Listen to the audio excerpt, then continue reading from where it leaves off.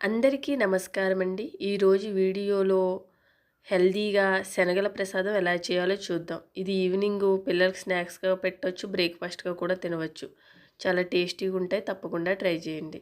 ముందుగా శనగలు నానబెట్టుకోవాలి. నేను మార్నింగ్‌కి చేశాను కాబట్టి రాత్రి నానబెట్టుకున్నాను. మీరు టైం లేకపోతే 4 గంటలు నానబెట్టుకున్నా సరిపోతుంది. వీటిని శుభ్రంగా 2 సార్లు కడుక్కొని ఒక కుక్కర్‌లో వేసి ఇవి మునిగేలా వాటర్ వేసుకొని టీ స్పూన్‌తో స్పూన్ సాల్ట్ వేసుకుని కుక్కర్ మూత పెట్టి ఒక 8 విజిల్ వరకు మీడియం మంటలో రానివ్వండి. ఈ కుక్కర్ చల్లారినాక కుక్కర్ ఓపెన్ చేసి వీటిలో ఉన్న వాటర్ అంతా వంపుకోండి.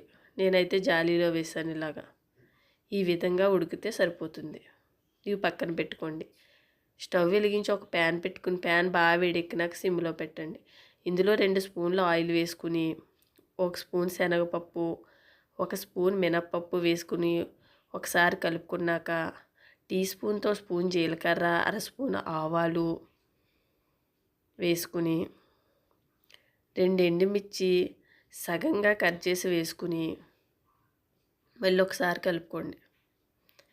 చిన్న అల్లం ముక్క చిన్న చిన్న ముక్కలుగా కట్ చేసి వేసుకుని 2 పచ్చిమిర్చి పొడవుగా కట్ చేసి వేసుకుని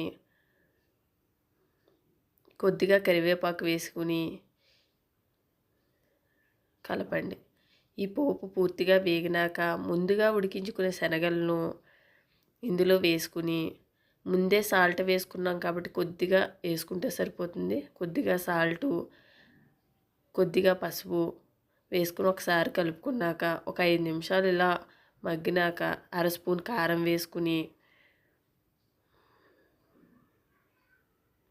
మళ్ళీ ఒకసారి కలుపుకోండి. లాస్ట్లో కొత్తిమీర వేసుకోండి. ఇలా 5 నిమిషాలు కలుపుకుంటే సరిపోతుంది.